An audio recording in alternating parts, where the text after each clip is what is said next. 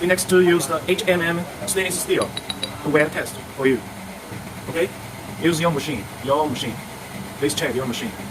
It's a 23 meters long. Okay, we set parameters. Use English. Okay, the laser power, we use 800 watts.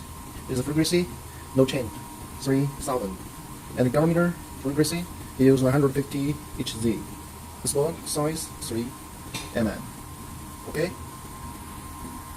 Okay, now we use your machine to test the HMMSS. Okay, let's start.